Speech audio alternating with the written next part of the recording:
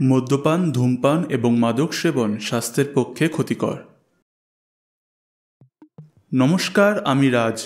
আজ তোমাদের জন্য নিয়ে এসেছি বিশ্ব সাহিত্যের কিছু রোমাঞ্চকর ক্লাসিক গল্প তোমাদের সবচেয়ে প্রিয় চ্যানেল রেডিও সিকাডা FM-এ। আমাদের এই ওয়ার্ল্ড ক্লাসিক সিরিজ সিজন 1-এর আজ প্রথম গল্প, স্যার ওয়াল্টার স্কটের লেখা দি টেপস্ট্রাইড চেম্বার। স্যার ওয়াল্টার স্কট জন্ম 15ই অগস্ট 1771 সালে এডিনবরায়, একজন স্কটিশ নভেলিস্ট, পোয়েট এবং হিস্টোরিয়ান। যদিও পেশাগত তিনি ছিলেন একজন অ্যাডভোকেট এবং লিগ্যাল অ্যাডমিনিস্ট্রেটর। তার লেখা উল্লেখযোগ্য নভেল হল Waverley, Old Mortality, the Heart of Midlothian এবং অন্যান্য ইত্যাদি। গল্প শুরু হওয়ার আগে আপনাদের মনে করিয়ে দিই, যারা আমাদের চ্যানেল এখনও সাবস্ক্রাইব করনি বা প্রথমবার এসেছো, প্লিজ চ্যানেলটা সাবস্ক্রাইব করে বেল নোটিফিকেশান অল করে দিও, যাতে আমাদের সব গল্পের নোটিফিকেশান তোমাদের কাছে ঠিকভাবে পৌঁছায়। এবং আমাদেরকে আর্থিকভাবে সাহায্য করতে চাইলে ডেসক্রিপশনে দেওয়া UPI আইডিতে তোমাদের দেওয়া যে কোনো মূল্য ভালোবেসে আমরা গ্রহণ করব। তাতে আমাদের গল্পের কোয়ালিটি বাড়াতে অনেক সাহায্য হবে। গল্প পাঠে জয় এবং গল্পের সূত্রধারে আমি রাজ। শুরু হচ্ছে দি টেপস্ট্রাইড চেম্বার, শুধুমাত্র রেডিও সিকাডা FM-এ।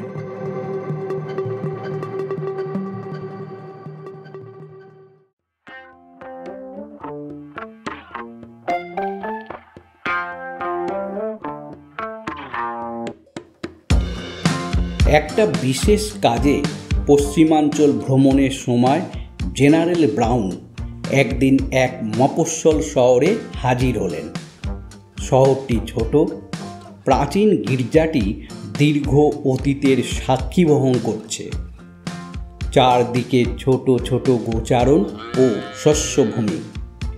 কিছু কিছু আধুনিকতার ছাপও বেশ চোখে পড়ে। একটা ছোট নদী শহরের বাঁ দিক দিয়ে কুলুকুলু শব্দে বয়ে চলেছে। শহরে প্রায় মাইল খানেক দক্ষিণে একটা উঁচু জায়গায় প্রাচীন ওক গাছের সারি ও ঝোপ জঙ্গলের ফাঁক দিয়ে যে দুর্গের গম্বুজগুলো চোখে পড়ে, তা দেখে সামরিক পর্যটকটির মন খুশিতে ভরে উঠল। তিনি ঠিক করলেন আরও কাছে গিয়ে বাড়িটাকে ভালো করে দেখতে হবে। খোঁজ নিতে হবে সেখানে পারিবারিক চিত্রশালা এবং আকর্ষণীয় প্রত্নতাত্ত্বিক কোনো সংগ্রহশালা আছে কি না। তারপর হাঁটতে হাঁটতে একটা ভালো সরাইখানার দরজায় এসে থামলেন। ভ্রমণের জন্য নতুন ঘোড়ার ব্যবস্থা করার আগে জেনারেল ব্রাউন ওই দুর্গ অঞ্চলটির খোঁজ নিয়ে জানতে পারলেন এবং জেনে বিস্মিত ও আনন্দিত হলেন যে মালিকের নাম লর্ড উডভিল।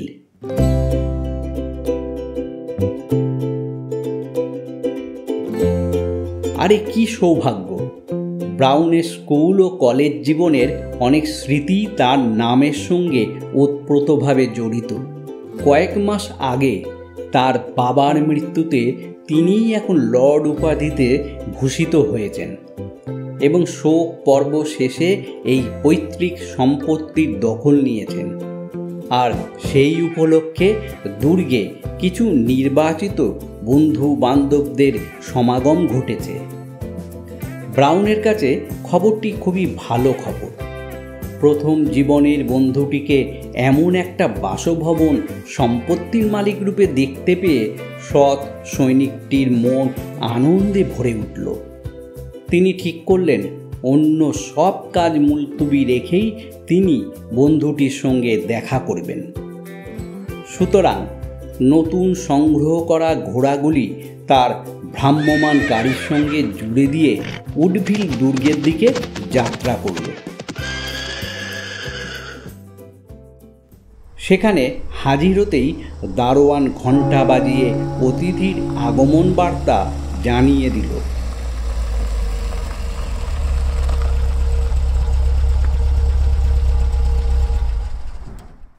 জেনারেল ব্রাউন গাড়ি থেকে নামতেই যুবক লর্ড উডভিল ফটকে এসে দাঁড়ালেন। প্রথমটা ব্রাউনকে চিনতে পারল না, না পারারই কথা।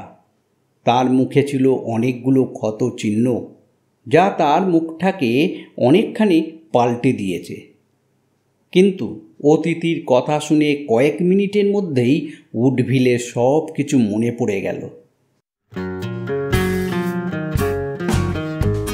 দেখা গেল দুই বন্ধুর সাদর সম্ভাষণ বিনিময়। শৈশব ও প্রথম যৌবনের কত আনন্দঘন স্মৃতির জোয়ারে তারা ভেসে গেল। লর্ড উডভিল বলল, প্রিয় ব্রাউন, আজকের দিনে তোমার উপস্থিতি আমাকে একেবারে ভরিয়ে দিয়েছে। যতদিন তুমি আমাদের কাছ থেকে দূরে ছিলে ততদিন আমি তোমার খোঁজ রাখিনি এ কথা মনেও এনো না। তোমার বিপদ, তোমার বিজয়, তোমার দুর্ভাগ্য সব কিছুর ভিতর দিয়েই তোমার খবর আমি রেখেছি। আর এই দেখে খুশি হয়েছি যে কি জয়ে কি পরাজয়ে আমার পুরনো বন্ধুটির নামটি সকল সময়ই প্রশংসার সঙ্গে উচ্চারিত হয়েছে। জেনারেল ব্রাউনও যথোচিত উত্তর দিলেন এবং বন্ধুর নতুন মর্যাদা ও সম্পত্তি লাভের জন্যে তাকে অভিবাদন জানালেন। লর্ড উডভিল বলল, আরে এখনও তো তুমি এ বাড়ির কিছুই দেখোনি।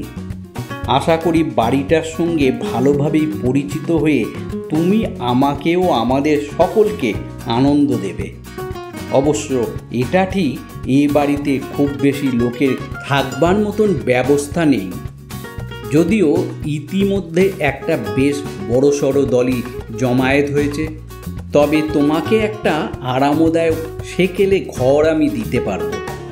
আশা করি নানা যুদ্ধাভিযানে যোগদানের ফলে অপেক্ষাকৃত খারাপ বাড়িতে থাকার শিক্ষা তুমি ইতিমধ্যে পেয়েছ।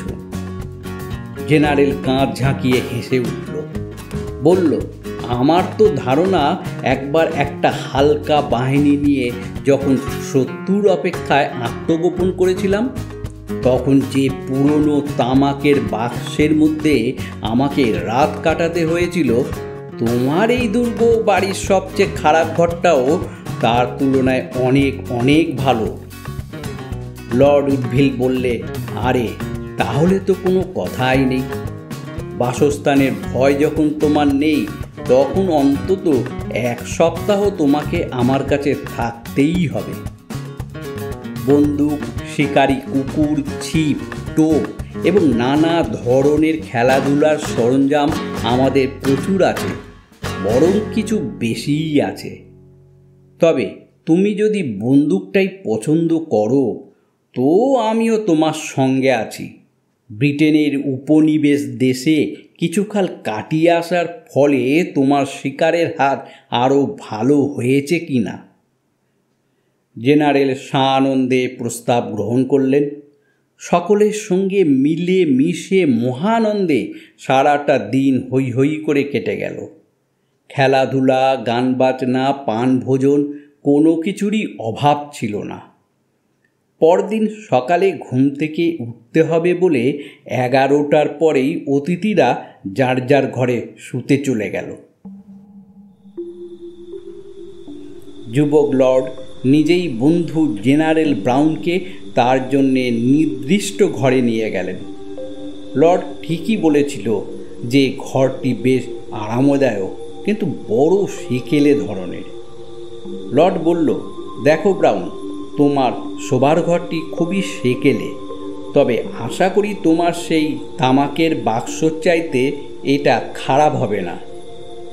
ব্রাউন বলল, থাকার জায়গা নিয়ে আমার কোনো রকম মাথা ব্যথা নেই, তবু যদি পছন্দ অপছন্দের কথাই তোলো তাহলে বলি, তোমাদের ওই পারিবারিক অট্টালিকার আধুনিক সব ঘরের তুলনায় এই ঘরটাই আমার বেশি পছন্দ। বিশ্বাস করো, যখনই এই ঘরের প্রাচীন ঐতিহ্যের সঙ্গে আধুনিক আরামদায়ক ব্যবস্থাকে যুক্ত করি, যখনই মনে করি যে এসবই ইওর লর্ডশিপের সম্পত্তি, তখনই মনে হয় লন্ডনের যে কোনো সেরা হোটেলের চাইতেও এখানে আমি ভালো আছি। আমিও আশা করি এবং আমি নিশ্চিত যে তুমি এখানে আরামেই থাকবে। এই বলে উডভিল তার বাল্যবন্ধুকে শুভরাত্রি জানিয়ে করমর্দন করে বিদায় নিলেন। জেনারেল আরও একবার চারিদিকে তাকালেন, তারপর জামা কাপড় ছেড়ে হাত মুখ ধুয়ে আরামে রাত কাটাবার জন্যে প্রস্তুত হলেন। সকালে সকলেই প্রাতরাশের জন্যে একটি ঘরে হাজির হলো, কিন্তু সেখানে জেনারেল ব্রাউনের দেখা পাওয়া গেল না। ফলে বিস্মিত লর্ড উডভিল একজন চাকরকে তার খোঁজ নিতে পাঠালো। চাকরটি ফিরে এসে বলল, কুয়াশা ঢাকা অস্বস্তিকর আবহাওয়াকে অগ্রাহ্য করে জেনারেল ব্রাউন খুব সকালেই বাইরে বেড়াতে বেরিয়েছেন। লর্ড উডভিল তখন তার অন্য সব বন্ধুদের বললেন, সৈনিকের অভ্যাস আর কি, অনেকেরই এই অভ্যাসটি মজ্জাগত হয়। কর্তব্যের ডাকে সকালে প্রস্তুত হতে হতে তারা আর ভোরের পরে ঘুমোতেই পারে না। লর্ড উডভিল বন্ধুদের এইভাবে বোঝালেন বটে, কিন্তু এই ব্যাখ্যাটি তার নিজেরই মনঃপূত হলো না।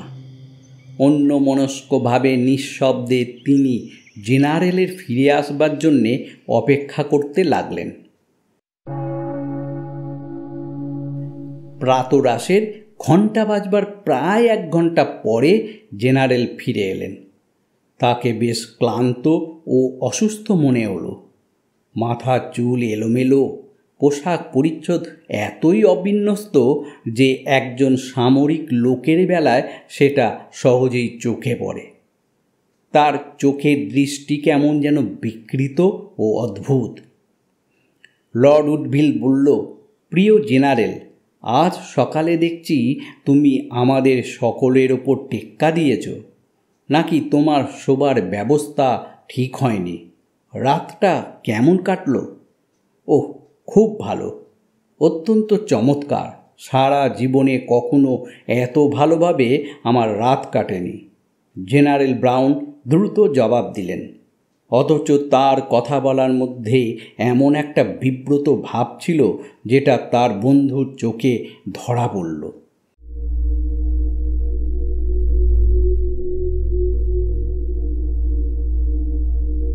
তারপরেই 1 পেয়ালা চা গলায় ঢেলে অন্য খাবার স্পর্শ না করেই কেমন যেন অন্যমনস্ক হয়ে গেলেন। লর্ড উডভিল বলল, জেনারেল, আজ বন্দুক নিয়ে বের হচ্ছ তো? পরপর 2 বার একই প্রশ্ন করার পরে হঠাৎ জবাব এলো, না, আমি দুঃখিত যে আর একটি দিনও ইওর লর্ডশিপের সঙ্গে কাটাবার সৌভাগ্য আমার হবে না। আমার ডাক ঘোড়া আনতে বলে দিয়েছি, এখনই তারা এসে পড়বে। উপস্থিত সকলেই অবাক হয়ে গেল। লর্ড উডভিল বলল, ডাক ঘোড়ার কথা কি বলছো হে বন্ধু? তা দিয়ে এখন তুমি কি করবে? তুমি তো আমাকে কথা দিয়েছ অন্তত 1টি সপ্তাহ তুমি আমাদের সঙ্গে এখানে কাটাবে।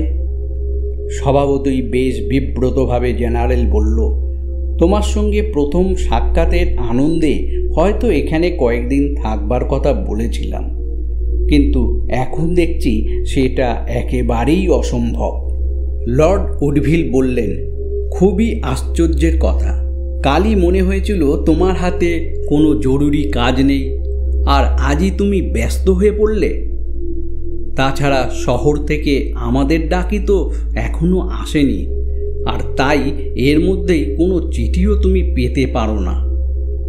আর কোনো কৈফিয়ত না দিয়ে জেনারেল ব্রাউন শুধু বলল, একটা বিশেষ কাজ আছে, তাই তাকে চলে যেতে হচ্ছে। অতএব গৃহস্বামী চুপ করে গেল। বুঝল যে বাল্যবন্ধুটি চলে যেতে দৃঢ় সংকল্প, কাজেই আর কোনো রকম অনুরোধ করাই বৃথা। তবু বলল, প্রিয় ব্রাউন, তুমি যখন চলেই যাবে তখন আমাকে সুযোগ দাও এ বাড়ির ছাদ থেকে চারিদিকের প্রাকৃতিক দৃশ্যটা তোমাকে একবার দেখাই। কথা বলতে বলতেই বড় জানালাটা খুলে ছাদের দিকে পা বাড়ালো লর্ড উডভিল। ব্রাউন তাকে অনুসরণ করল। লর্ড চারিদিকে আঙুল ঘুরিয়ে ঘুরিয়ে অনেক কিছু দ্রষ্টব্য বস্তু দেখাতে লাগল, কিন্তু দেখবার মতো বিশেষ কিছু ব্রাউনের চোখে পড়ল না। এইভাবে এগোতে এগোতে লর্ড উডভিল অতিথিকে নিয়ে অন্য সকলের কাছ থেকে কিছু দূরে সরে গিয়ে হঠাৎ বন্ধুর দিকে ঘুরে দাঁড়িয়ে বলল, রিচার্ড ব্রাউন, তুমি আমার অনেক অনেক দিনের পুরনো বন্ধু। এখন এখানে আমরা দুজন ছাড়া আর কেউ নেই। তাই বন্ধুর কাছে, একজন সৈনিকের কাছে আমার একান্ত অনুরোধ, তুমি আমার প্রশ্নের ঠিক ঠিক জবাব দেবে। সত্যি করে বলো তো, কাল রাতটা তোমার কিভাবে কেটেছে? গম্ভীর মুখে ব্রাউন জবাব দিল, অত্যন্ত শোচনীয়ভাবে। সেই অভিজ্ঞতা এতই মারাত্মক যে দুর্গ প্রাসাদে অন্তর্ভুক্ত সব জমির বিনিময়ে তো নয়ই, এমনকি এখানে দাঁড়িয়ে যত দূর দৃষ্টি যায় সেই বিস্তীর্ণ ভূখণ্ডের বিনিময়েও আমি দ্বিতীয় রাত সে ঘরে কাটাতে রাজি হব না। স্বগতোক্তি করলেন লর্ড উডভিল। বললেন, খুবই আশ্চর্যের কথা। তাহলে তো দেখছি ওই ঘরটি সম্পর্কে যা শুনেছি তার মধ্যে কিছু সত্য আছে। পুনরায় জেনারেলের দিকে ঘুরে তিনি বললেন, প্রিয় বন্ধু, ঈশ্বরের দোহাই, মন খুলে আমাকে সব কথা সবিস্তারে বলো। বন্ধুর মিনতি ভরা কথা শুনে জেনারেল ব্রাউন খুবই দুঃখ পেলেন।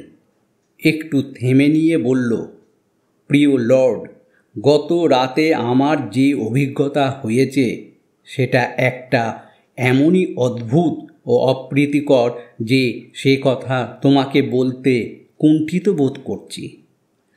আর কেউ এ কথা শুনলে ভাববে যে আমি একজন দুর্বল চিত্ত, কুসংস্কারাবদ্ধ বোকা লোক। কিন্তু তুমি তো আমাকে ছোটবেলা থেকেই জানো এবং যৌবনেও আমাকে লক্ষ্য করেছ। তাই প্রথম জীবনে যে চারিত্রিক দুর্বলতা ও বিচ্যুতি থেকে আমি মুক্ত ছিলাম, প্রাপ্ত বয়সে আমি তারই শিকার হব, এ সন্দেহটা তুমি অন্তত করবে না। জেনারেল থামল। লর্ড এবার বলতে লাগল, তোমার বক্তব্য যত অদ্ভুতই হোক না কেন আমি তা বিশ্বাস করব। তোমার মনের দৃঢ়তার সঙ্গে আমি খুবই পরিচিত। তুমি যে কখনো অবাস্তব কল্পনার শিকার হতে পারো সে সন্দেহ কখনো আমার মনে জাগবে না। আমি এও জানি তোমার সম্মান বোধ ও বন্ধুত্বের খাতিরেই যা কিছু দেখেছ তার কোনো অতিরঞ্জিত বিবরণ আমাকে শোনাবে না। জেনারেল বললে, ঠিক আছে, তোমার বিশ্বাসের উপর ভরসা রেখেই সব কথা তোমাকে বলছি। তবু এও বলে রাখি, গত রাতের স্মৃতিকে নতুন নতুন করে মনে করার চাইতে আমি বরং একটা গোলা বারুদের আক্রমণের মুখোমুখি হওয়াটাকেও শ্রেয়তর বলে মনে করি। ব্রাউন দ্বিতীয়বার থামল। লর্ড উডভিলের চোখে নীরব আগ্রহ লক্ষ্য করে একান্ত অনিচ্ছা সত্ত্বেও বুটিদার পর্দা ঢাকা ঘরটিতে তার গত রাতের অভিজ্ঞতার ইতিহাস বলতে শুরু করল। কাল রাতে তুমি চলে যাবার পরেই আমি পোশাক ছেড়ে শুতে গেলাম। বিছানার সামনেই চিমনির আগুন ঝলমল করে জ্বলছিল। তোমার সঙ্গে অপ্রত্যাশিত সাক্ষাতের ফলে শৈশব ও যৌবনের অনেক মন মাতানো স্মৃতি মনে ভিড় করল। তাই সঙ্গে সঙ্গে ঘুম এলো না। শুকো স্মৃতিতে মন আচ্ছন্ন। ধীরে ধীরে চোখে ঘুম নেমে এলো। হঠাৎ রেশমি গাউনের খসখস শব্দে ও উঁচু হিল তোলা জুতোর ঠুকঠুক শব্দে ঘুম ভেঙে গেল। মনে হলো কোনো নারী ঘরের মধ্যে হাঁটছে।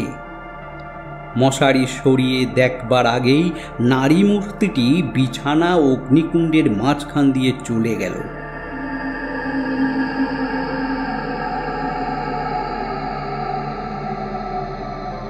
মূর্তিটি আমার দিকে পেছন ফিরেছিল। তার ঘাড় ও গলা দেখেই বুঝতে পারলাম একটি বৃদ্ধা নারী সেখানে গাউন পরে ঘুরে ঘুরে বেড়াচ্ছে। ঢিলে গাউনটা মাটিতে লুটোচ্ছে। প্রথমটায় মনে হয়েছিল বৃদ্ধাটি কাজের লোক বা অন্য কেউ হতে পারে। ঘর টানাটানির কথা তোমার মুখে শুনেছিলাম, তাই ভাবলাম আমার শোবার ব্যবস্থা করে দিতেই তুমি হয়তো এই বৃদ্ধার ঘরটি আমাকে দিয়েছ। আর সেও সব কথা ভুলে গিয়ে রাত 12টার সময় তার পুরনো ঘরেই ফিরে এসেছে। তাই তাকে আমার উপস্থিতির কথা জানাবার জন্য বিছানায় নড়ে চড়ে একটু কাশলাম। ধীরে ধীরে সে ঘুরে দাঁড়ালো।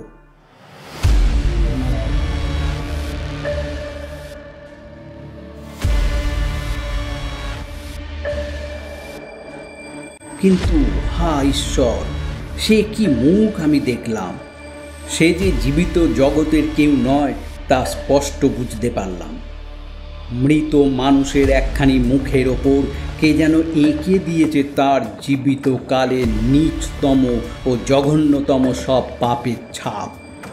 এক ভয়ঙ্কর অপরাধিনীর দেহ যেন কবর থেকে উঠে এসেছে, আর তাতে বাসা বেঁধেছে নরকের অগ্নিকুণ্ড থেকে ছাড়া পাওয়া একটি আত্মা, যে ছিল তার অপকর্মের সঙ্গী। চমকে উঠে খাড়া হয়ে বসলাম। 2 হাতের ওপর ভর দিয়ে এক দৃষ্টিতে তাকিয়ে রইলাম সেই ভয়ঙ্কর ছায়া মূর্তির দিকে। বিভৎস নারী মূর্তিটি দ্রুত পদক্ষেপে আমার বিছানার কাছে এগিয়ে এলো।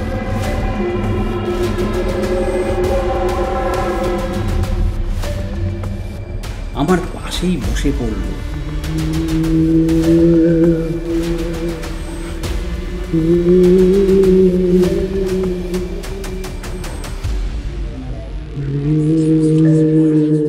তার ভয়ঙ্কর মুখটা এগিয়ে এলো আমার মুখের কাছে। তার মুখের কুটিল হাসিতে ফুটে উঠল মূর্তিমতী এক শয়তানির ঈর্ষা ও ক্রূরতা।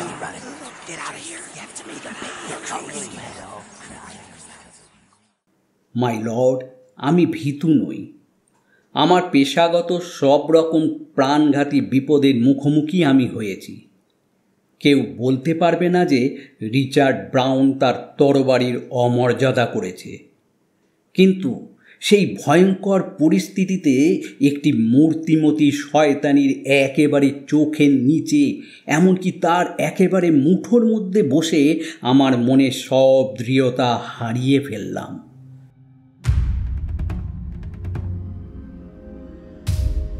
আগুনের ভেতর মোমের মতো আমার সব পৌরুষ গলে গেল। আমার প্রতিটি চুল, প্রতিটি রোমকূপ খাড়া হয়ে উঠল। আমার ভিতরের রক্তস্রোত যেন থেমে গেল। ভয়ে ও ত্রাসে 10 বছরের একটি গ্রাম্য বালিকার মতো অজ্ঞান হয়ে পড়ে গেলাম। সেভাবে কতক্ষণ পড়েছিলাম তা আমি জানি না। দুর্গের ঘড়িতে রাত 1টা বাজার শব্দে জ্ঞান ফিরল। শব্দটা এত জোরে হয়েছিল যে মনে হলো বুঝি ঘরের মধ্যেই বাজল। পাছে সেই ভয়ঙ্কর দৃশ্য আবার দেখতে হয়, সেই ভয়ে অনেকক্ষণ আমি চোখ খুললাম না। অবশেষে সাহস সঞ্চয় করে যখন চোখ মিলে তাকালাম, তখন আর তাকে দেখতে পেলাম না। প্রথমেই মনে হলো ঘণ্টাটা টানি, চাকরদের জাগিয়ে তুলি, তারপর কোনো চিলে কোঠায় বা খড়ের গাদায় চলে যাই, যাতে দ্বিতীয়বার যেন তার সঙ্গে দেখা না হয়। নিজের লজ্জা ঢাকবার জন্যে অবশ্য সেই চিন্তা ত্যাগ করলাম। তাছাড়া যে চিমনির পাশে ঘণ্টার দড়ি ঝোলানো, সেখানে যেতে গিয়ে যদি আবার সেই কুৎসিত শয়তানির সামনে পড়ি, মনে হলো সে হয়তো কখনো ঘরের কোণে কোথাও লুকিয়ে আছে। একটা জ্বর বিকারের মধ্যে বাকি রাতটা কোনো রকমে কেটে গেল। শরীর কখনো গরম, কখনো ঠান্ডা। মাঝে মাঝে ঘুম ভেঙে যাচ্ছিল, আর তখন জেগে বসে পড়ছিলাম। হাজারো রকমের ভয়ঙ্কর সব দৃশ্য চোখের সামনে যাওয়া আসা করতে লাগলো। ভোর হয়ে এলো, দিনের আলো ফুটে উঠল। কোনো রকমে পোশাক পরে ভুতুড়ে ঘর থেকে পালিয়ে গেলাম। আমার স্নায়ুতন্ত্রগুলো তখন বিধ্বস্ত। খোলা হাওয়ায় সেইগুলোকে কিছুটা চাঙ্গা করার জন্যই ভোরে বেরিয়ে পড়েছিলাম। আমার অসুবিধার কথা সবই তোমাকে বললাম, ইয়োর লর্ডশিপ। ওই ঘরে আর একটা রাতও কাটানো আমার পক্ষে সম্ভব নয়। আশা করি অন্য কোথাও আবার আমাদের দেখা হবে। লর্ড উডভিল বেশ কিছুক্ষণ চুপ করে থেকে আন্তরিকভাবে জানালেন যে তারই বাড়িতে এসে তার প্রথম জীবনের বন্ধুটির এই দুর্গতির জন্য তিনি খুবই দুঃখিত।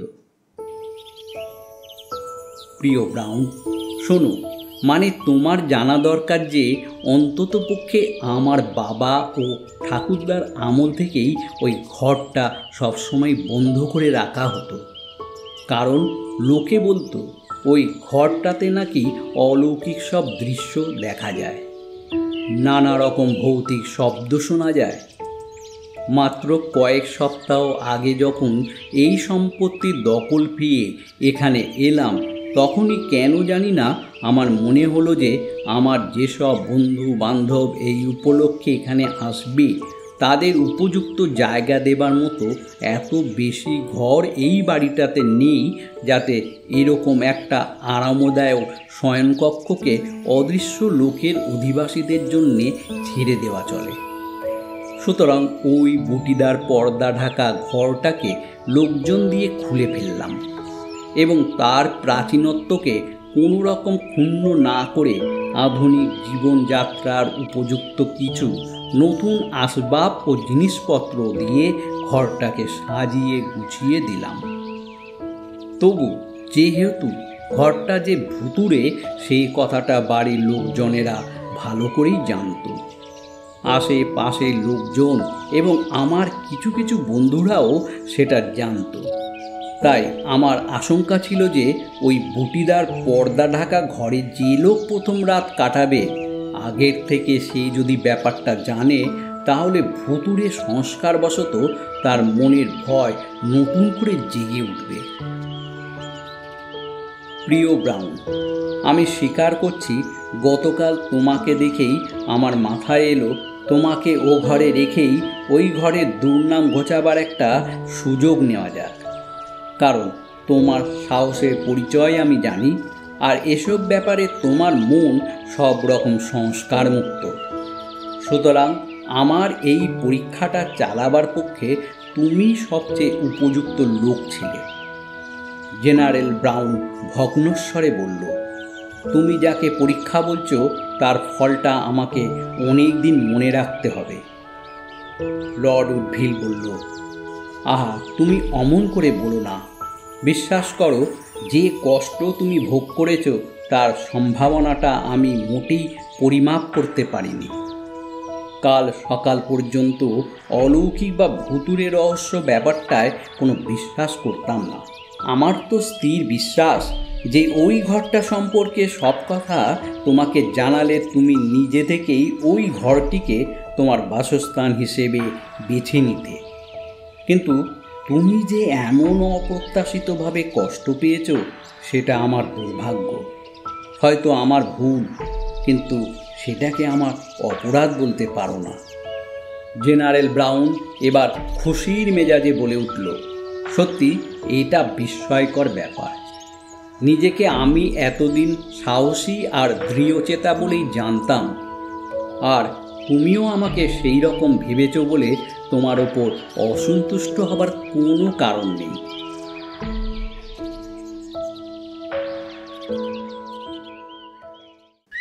ওই যে আমার ডাক ঘোড়াগুলো এসে পড়েছে, সুতরাং আমাকে আর তুমি আটকে রেখো না। না বন্ধু, তুমি যখন আর একটা দিনও আমাদের সঙ্গে থাকতে পারছো না, আর সেজন্যে কোনো রকম পীড়াপিড়িও আমি করব না। শুধু এইটুকু আমার অনুরোধ, আর অন্তত আমাকে আধ ঘন্টার মতো সময় দাও। এক সময় তুমি তো ছবি ভালোবাসতে। এখানে আমার একটা ছবির সংগ্রহশালা আছে, অনেকগুলো ছবি ভ্যান গকের আঁকা। একদা এই সম্পত্তি ও দুর্গ প্রাসাদ যাদের অধিকারে ছিল তাদেরই বংশধরদের সব প্রতিকৃতি। আমার ধারণা তার অনেকগুলি তোমার ভালো লাগবে। কিছুটা অনিচ্ছার সঙ্গেই জেনারেল ব্রাউন এই আমন্ত্রণটা গ্রহণ করল। বন্ধুর এই অনুরোধটা তাকে রাখতেই হলো। অতএব লর্ড উডভিলের সঙ্গে কয়েকটা ঘর পার হয়ে ব্রাউন একটা লম্বা চিত্রশালায় ঢুকলেন। অনেক ছবি ঝোলানো রয়েছে। উডভিল পর পর সেগুলি বন্ধুকে দেখাতে লাগলেন। তাদের নাম, পরিচয় ও ব্যক্তিগত বিবরণও দিলেন। ব্রাউনের মনে হলো এসব খুবই সাধারণ, যেমনটি কোনো পারিবারিক চিত্রশালায় ছবি থাকে তেমনটি আর কি, বিশেষত্ব কিছুই নেই। এই হয়তো কোনো নাইট যিনি জমিদারিকে প্রায় নষ্ট করেই ফেলেছিলেন, আবার জনৈকা সুন্দরী মহিলা যিনি ধনী কোনো বাউন্ডহেডকে বিয়ে করে সম্পত্তিকে নতুন করে গড়ে তুলেছিলেন। ওখানে ঝোলানো রয়েছে জনৈক বীরের ছবি যিনি সেন্ট জার্মেনে নির্বাসিত রাজদরবারের সঙ্গে যোগাযোগ রাখার ফলে বিপন্ন হয়েছিলেন। আবার এখানে এমন একজন ছবি যিনি বিপ্লবের সময় উইলিয়ামের সপক্ষে অস্ত্র ধরেছিলেন। ওই তো একজন যিনি কখনো হুইগদের আবার কখনো টরিদের দলের পাল্লা ভারী করেছিলেন। লর্ড উডভিল এইসব বুলি আওড়াতে আওড়াতে চিত্রশালার মাঝামাঝি পৌঁছতেই তিনি দেখতে পেলেন জেনারেল ব্রাউন হঠাৎ আঁতকে উঠল। তার চোখে মুখে তীক্ষ্ণ বিস্ময় ও আতঙ্ক ফুটে উঠল। এক দৃষ্টিতে ব্রাউন তাকিয়ে আছে সপ্তদশ শতাব্দীর শেষ অব্দে প্রচলিত শৌখিন পোশাক পরিহিতা এক বৃদ্ধার ছবির দিকে। ওই তো সে! ব্রাউন চিৎকার করে উঠলেন। ঠিক সেই আকৃতি, সেই চোখ, মুখ, নাক। শুধু কাল রাতে যে অভিশপ্তা কুৎসিত দর্শনা আমার ঘরে হাজির হয়েছিল তার মুখের মতো পৈশাচিক ভাব এই মুখে নেই। লর্ড উডভিল বলল, ওই ছবিটা আমারই এক হতভাগিনী পূর্ব প্রজন্মের। আমাদের পারিবারিক ইতিহাস গ্রন্থে অন্তর্ভুক্ত হয়ে তার জঘন্য ও ভয়ঙ্কর পাপের একটা তালিকা আমার সিন্ধুকেই তালাবন্দি হয়ে আছে। সেসব কাহিনী বলাও যেমন ভয়ঙ্কর, তেমনি শোনাও ভয়ঙ্কর। শুধু এইটুকু বললেই যথেষ্ট হবে যে ওই মারাত্মক ঘরে ব্যভিচার ও নরহত্যার ঘটনা ঘটেছিল।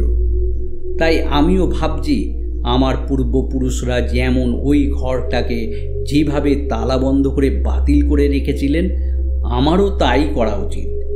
যে অলৌকিক আতঙ্ক তোমার মতো মানুষের সাহসকেও হার মানাতে পারে, আর কেউ যাতে তার ফাঁদে না পড়ে সেই ব্যবস্থাই আমি করব। এরপর তারা পরস্পরের কাছ থেকে বিদায় নিল। ব্রাউন চলে যেতেই লর্ড উডভিল হুকুম দিল, ওই ঘরের জিনিসপত্র সব বাইরে বার করে দরজাটা গেঁথে বন্ধ করে দাও।